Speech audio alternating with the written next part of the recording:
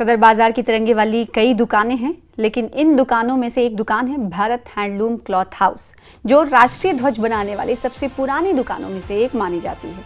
Bharat handloom cloth house को चलाने वाला परिवार कई पीढ़ियों से देश के लिए तिरंगा बनाने का काम कर रहा है। इस परिवार का नाता आज़ादी के आंदोलन के दिनों से ही झंडे बनाने के काम से रहा है। आज़ादी की लड़ाई के दौरान उनके दादा और पिता बंगाल से खादी का कपड़ा मंगवाकर झंडे तैयार करते थे।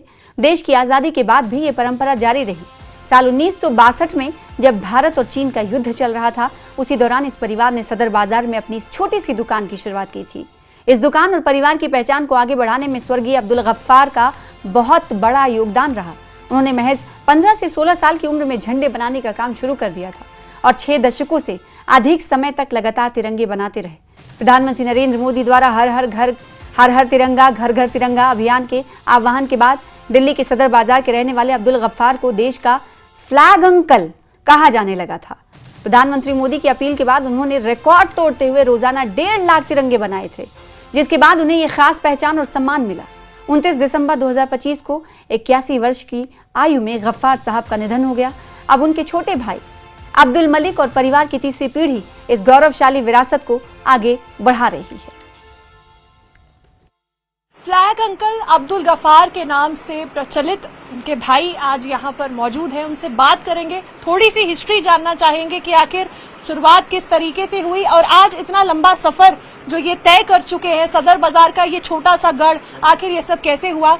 देखिए, मेरे पिताजी ने पहले सन 1962 में चाइना से जब जंग हुई थी तो हमारे देश के अंदर बहुत एक स्थिति ऐसी बनी हुई थी कि हर घर में जोश था कि हमारे जवानों को कैसे सीमाओं पे उत्साहित करा जाए। तो हमारे फादर ने इस काम को शुरू करा था सन 1962 में चाइना की जंग से। तो उसके बाद हमारे भाई थे छोटे, उन्होंने अपने फादर का साथ निभाया इसके अंदर। उसके बाद अभी बड़े दुख के साथ सूचित करता हूँ कि फ्लैग अंकल जो थे इस दुनिया में नहीं रहे। 29 दिसंबर 2025 को उनका स्वर्गवास हो गया। अब हम उनके छोटे भाई अब्दुल मालिक और मेरे पूरे परिवार को लेके हम इस तिरंगे झंडे को अपने आगे अभियान को बढ़ा रहे हैं।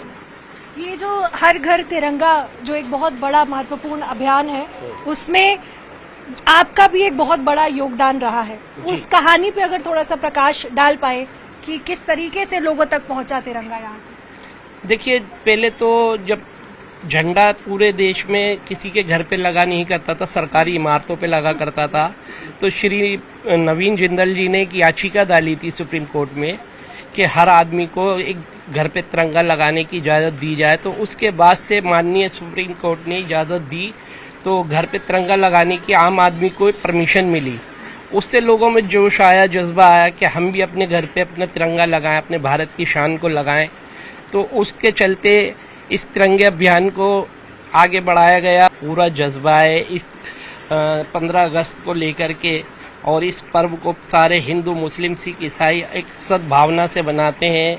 और उसके लिए हम देखो पूरी रात मेहनत करते हैं। हमारे वर्कर्स जो हैं, लेडीज़ कम से कम हमारे पास 1000 से 1500 लेडीज़ काम करती हैं, जिनको इसकी वजह से अच्छी जीविका भी मिलती है। और वो कुछ जो लोग हमारे जुड़े हुए हैं, जैसे रेड लाइट से आते हैं, भारतवर्ष में सारी जगह हमारे पास से झंडा आता है, कश्मीर से लेकर कन्याकुमारी तक।